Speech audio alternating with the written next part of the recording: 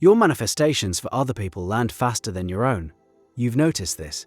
You hold someone in your mind with clarity and ease, and their situation shifts within days.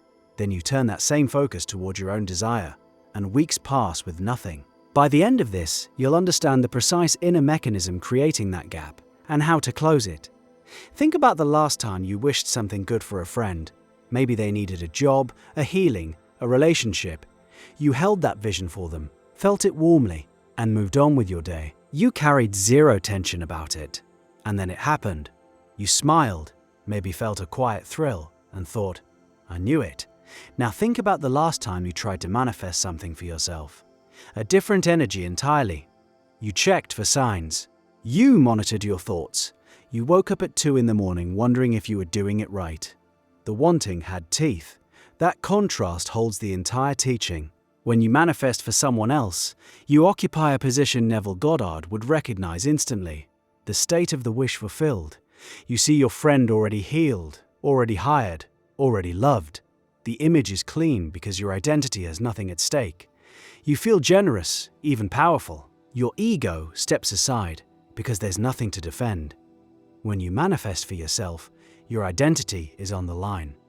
Every unfulfilled desire carries an implied accusation. You are the person who doesn't have this yet. And that accusation activates the very self-concept that blocks the thing from arriving. You try to feel wealthy while your bank account contradicts you. You try to feel chosen while your phone stays silent.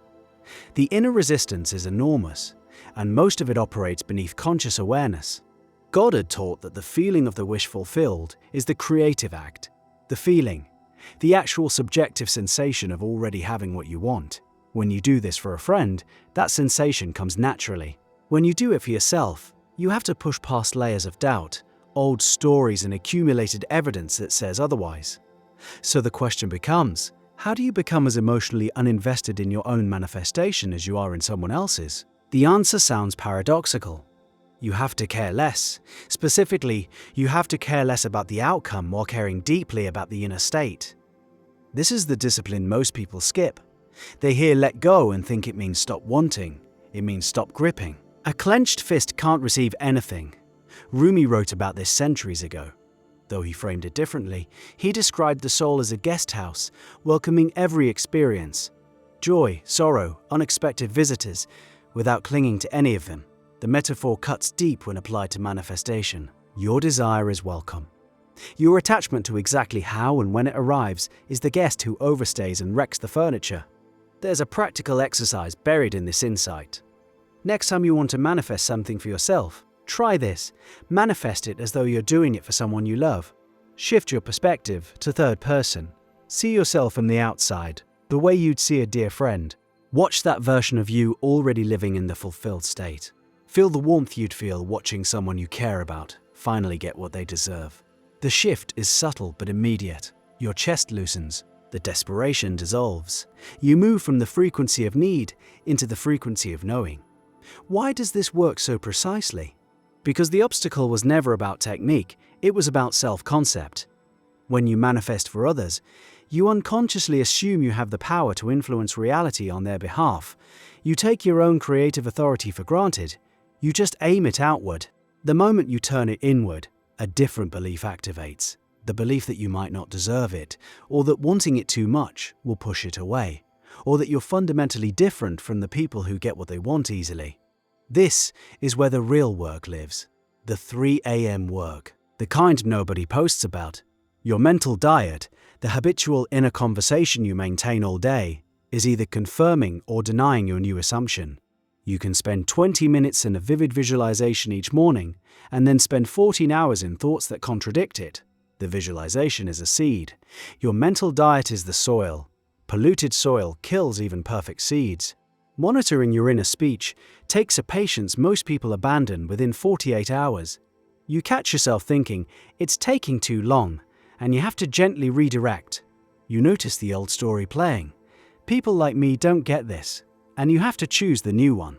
Again, and again, and again, the next morning when you've forgotten you were even doing it.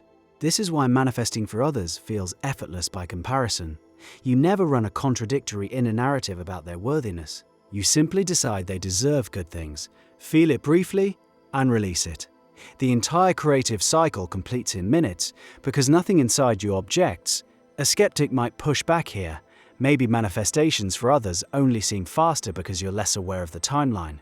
You're not checking the clock. You set the intention and forget about it, so when it arrives, the elapsed time feels compressed. Fair point, and it actually reinforces the teaching rather than undermining it. The forgetting is the mechanism. The not checking is the allowing. When you stop measuring the gap between where you are and where you want to be, the gap collapses on its own terms. Consider what this means for your daily practice.